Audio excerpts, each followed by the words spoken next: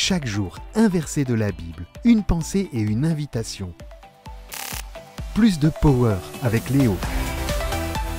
Et attends, tu t'appelles Thomas? Non? Et tu es comme Thomas alors? Ce que je veux dire, si tu ne vois pas, tu ne crois pas? Non, je plaisante.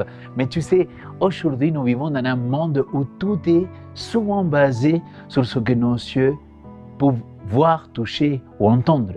Nous adorons les statistiques, les preuves tangibles. Et pour autant, aujourd'hui, je voudrais qu'on parle de foi. Et il y a longtemps, j'ai dit à un ami que j'avais trouvé la foi. Cet ami a rigolé et m'a dit qu'il n'avait rien de logique là-dedans, que c'était une béquille pour les faibles. Je lui ai répondu, complètement d'accord avec toi, mon ami. Et tu sais quoi? Le jour où tu auras besoin de cette béquille, je vais te la prêter avec grand plaisir. C'est normal, pour beaucoup de gens, cela semble un peu fou, mais il y a quelque chose de puissant là-dedans. Voici le texte que je voudrais partager avec vous aujourd'hui. Or, la foi, c'est la réalité de ce qu'on espère, l'attestation des choses qu'on ne voit pas. Hébreux 11:1.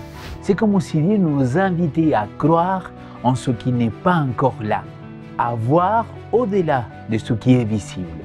Mais pourquoi Dieu nous fait cette invitation? C'est là que notre citation de jour intervient. La foi agit par amour et purifie l'âme. Par la foi, le Saint-Esprit trouve accès au cœur et y crée la sainteté. L'homme ne peut devenir un agent qui réalise les œuvres de Christ s'il n'est pas en communion avec Dieu par le Saint-Esprit.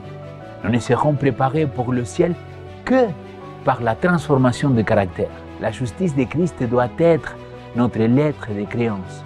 Si nous voulons trouver accès auprès du Père, nous devons quotidiennement être transformés par l'influence du Saint-Esprit, car c'est l'œuvre de l'Esprit d'élever le goût, de sanctifier le cœur, d'annoblir l'être tout entier en présentant à l'âme les beautés incomparables de Christ. Le Saint-Esprit, ce power qui change tout, cette puissance s'infiltre dans nos cœurs par la foi et commence son travail de purification et de sainteté. Chaque jour, nous sommes appelés à cette transformation par l'influence du Saint-Esprit. On ne peut pas seulement voir la foi comme une croyance intellectuelle. C'est un engagement actif qui change notre manière de vivre, de penser et d'aimer. Mon ami, la foi nous pousse à voir au-delà des apparences, à croire en des choses plus grandes que nous-mêmes.